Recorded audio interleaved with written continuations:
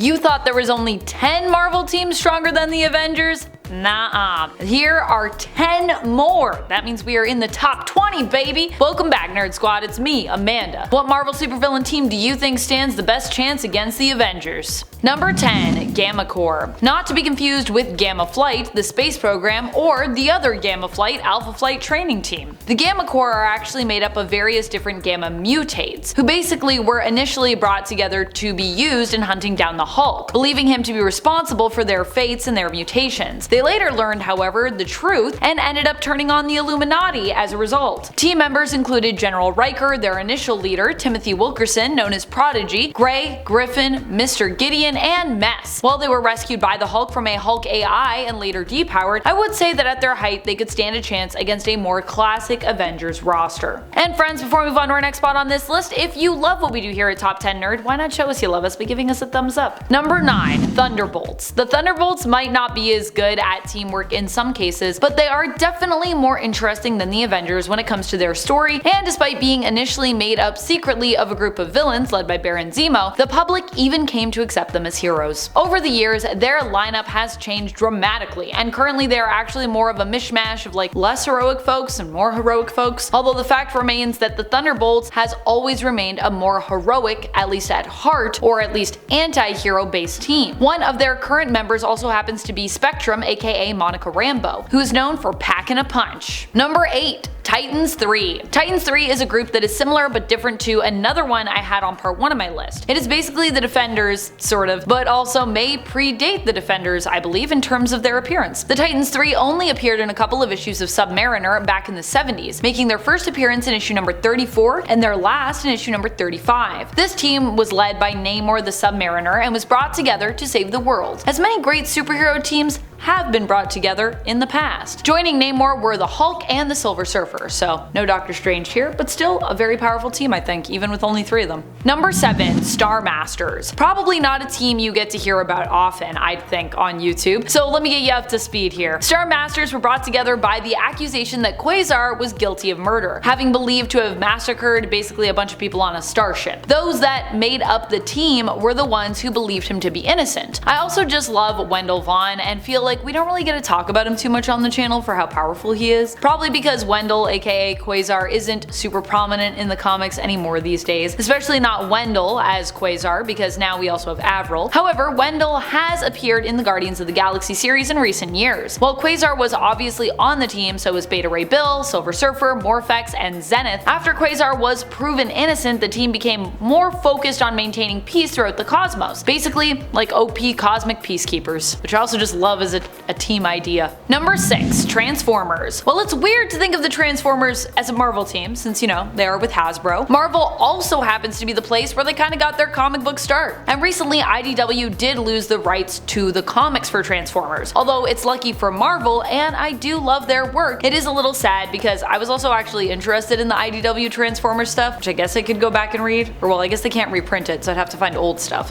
Oh well. I'm sure there's still lots of awesome stuff in store in the future for Transformers comics, no matter who the rights belong to, because they're just a really cool property. And either way, the team will remain unstoppable. I'm still waiting for an Avengers vs Transformers event, so hopefully that is something we could also see in the future. Number 5. Multiversal Masters of Evil. The Multiversal Masters of Evil were actually powerful enough to defeat the Avengers. So this one, actually the proof is in the pudding in this case. The Multiversal Masters of Evil were actually powerful enough to defeat the Avengers, or rather the Avengers of 1 million BC, aka the prehistoric Avengers, but still, even when they went back in the day, the first Avengers were still some of the most powerful people on or off the planet of Earth, so I feel like that's still really impressive. I know before, in part 1, some people in the comments wanted to know which Avengers team we were comparing these other teams to. We're like, how can you compare them if you're not telling us the parameters, Amanda? Well, you know, I don't really have a lot of time to go through the parameters, but what I will say is I'm more thinking of these teams in comparisons generally speaking, so meaning any and all versions of the team can really be contrasted to each other. No specific parameters per se, although I am leaning more towards like classic classic Avengers, I guess when I'm thinking of it. These are more teams that would just be considered more powerful than at least one of the Avengers rosters. And we already know the Multiversal Masters of Evil succeeded there because they already beat the prehistoric Avengers. The Multiversal Masters of Evil are different from the standard team, and they actually include Doom Supreme, King Killmonger, Black Skull, Dark Phoenix, Ghost Goblin, and Kid Thanos. Number 4. Squadron Supreme. Squadron Supreme is kind of like Marvel's version of the Justice League. And I know what you're thinking, but wait a minute, Amanda.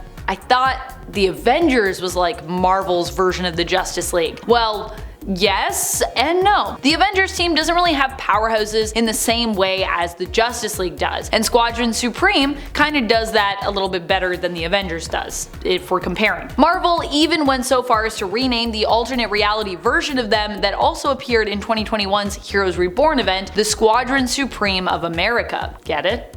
Like the Justice League of America. Their ranks typically include Nighthawk, Dr. Spectrum, Blur, Hyperion, and Warrior Woman or Princess Power, whatever name she's going by, aka Zarda Shelton. She goes by both depending on which version of her we're talking about. Number 3. The Hellfire Club. The Hellfire Club might not be one of the first picks you have when you think of a team that can take on and defeat the Avengers, but you know me, I'm always thinking about mutants and mutant teams. And it is important to note that before the Phoenix became a member of the Avengers team, and before the Phoenix Force was retconned to be a part of Thor's origins, it was well known for its attachment to the X-Men, and specifically one mutant in particular who was a member, Jean Grey, aka Marvel Girl. In fact, the Phoenix Force is an entity that was created by Chris Claremont and Dave Cockrum. And one of the first places where the Phoenix Force became fully unhinged was during the Phoenix's time at the Hellfire Club. The Hellfire Club was once a well-known villainous organization that was committed to using wealth and influence to manipulate and eventually conquer the world, sort of. Currently, the organization has been rebranded though, and presents as being a business that leans more towards heroic pursuits, but still often profitable pursuits. Number 2. Nova Corps. When you think about it, the Nova Corps, despite having been destroyed by the Universal Church of Truth, is probably one of the most powerful organizations or groups likely in the universe. Originally, they were known as Xandar's Line of Defense, but as they grew, they ended up expanding the area under their protection, eventually extending to the whole of the Andromeda Galaxy, and I mean at least part of the Milky Way, as Earth also fell under their jurisdiction, where they,